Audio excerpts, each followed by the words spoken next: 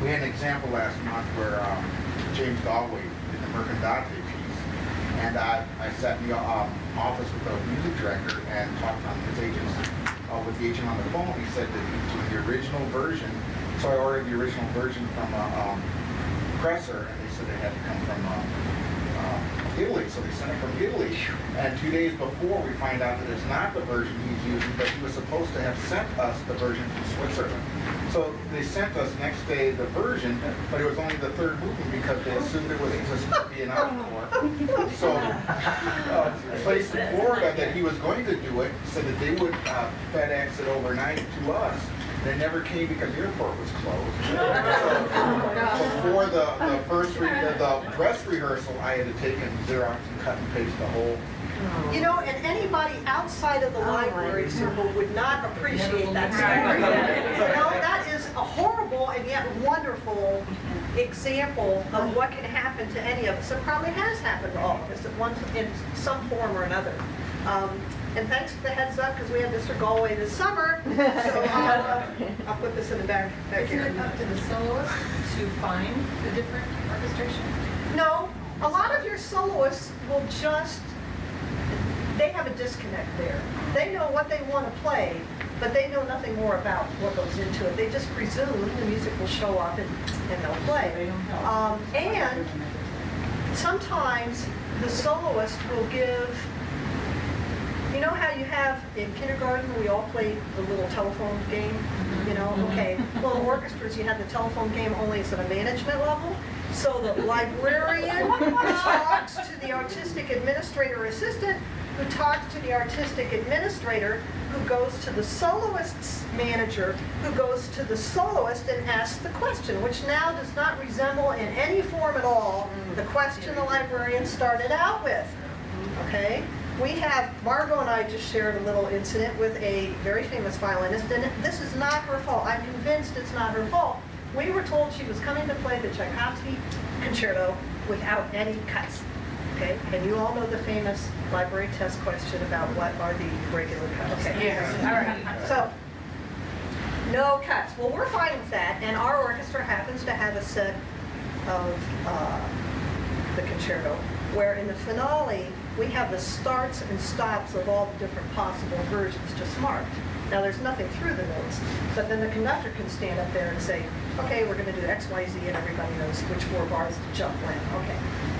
She gets to the rehearsal, and she just goes plowing right through with cuts.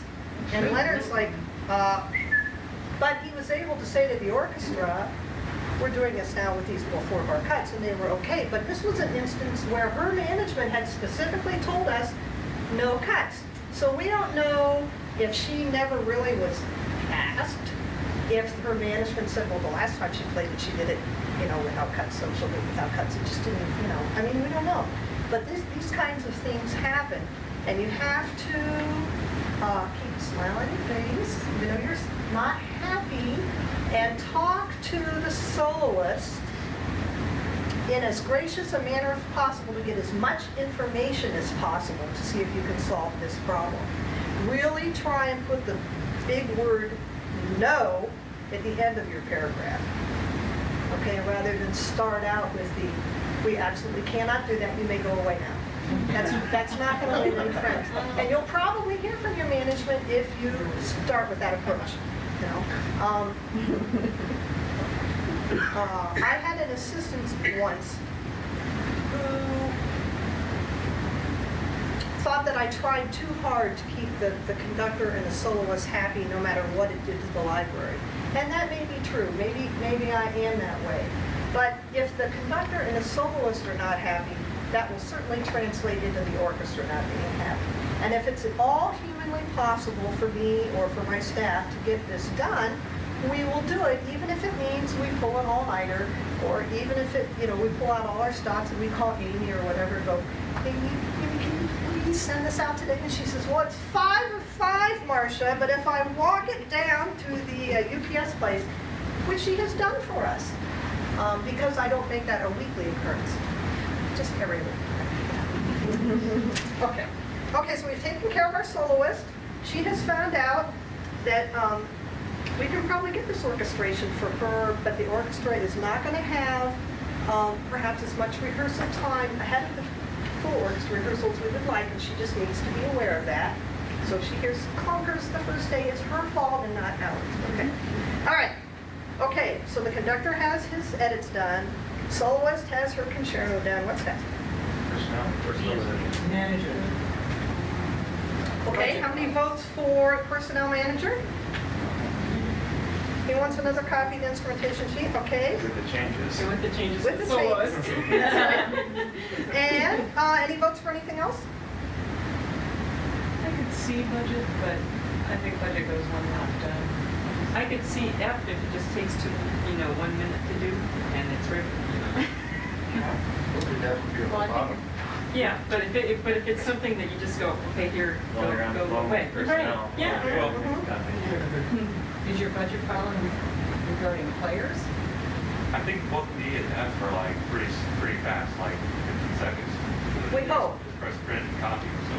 Now, if you're lucky and you have OPAS, Yes. you can say to your personnel manager, look it up yourself. You know? But nicely. Oh, please look it up on OPAS where you will find it on the S drive under instrumentations 0607. Yes, okay. The budget problem could be a simple fix. It could be a big issue problem. And we don't know. We don't know by this sentence. But it would be easy to call the orchestra manager and say, I have a couple of issues here this morning and we were not expecting. Can I get back to you after the rehearsal starts? And just postpone it for even for 10 or 15 minutes can be a world of difference, okay? And frankly, sometimes I'm kind of, what word to use here? I take it as a good sign when the orchestra manager is calling me to discuss something as opposed to calling me and telling me something, you know? So I try and keep that in mind too. Our library is closer to the musicians who have needs for photocopiers than the rest of the staff. They're on a whole other level. And the staff photocopier has a special code you have to enter in to use it, which of course they are not going to give to the library staff, or except they have to know what it is. But more importantly, they aren't going to give it to all the musicians because frankly, they don't want 100 people up there photocopying stuff. So our option is, we're sorry, please go to your neighborhood Kinko and have this done, or throw it in a box here, we'll do it while you're down on stage playing. So that, in my mind, F is just like the bottom of the bottom, because that takes nothing. That really takes nothing. But as you can see, these things all can happen in a very short period of time. And time management skills are something that I think librarians are innately gifted with, because we have to do it all the time. And yet at the same time, it's easy for us to get derailed by the unexpected. So just try and take a deep breath, sit back and say, okay, it's not Frubeck, I don't have to worry about those.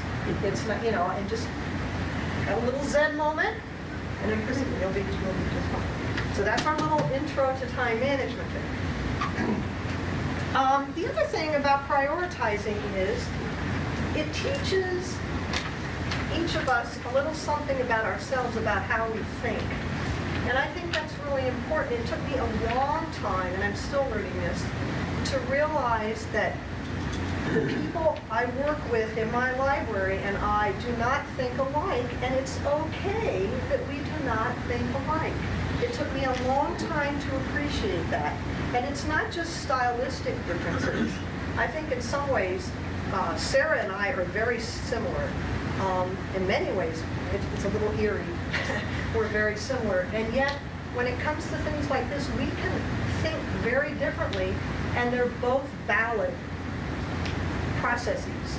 So if you're fortunate enough to have a multiple staffed library, remember that just because it's different doesn't make it wrong. Okay? But it's something to talk about. Don't just, I hate the way she does that, or he just drives me crazy when he does this. It's something that you have to talk about.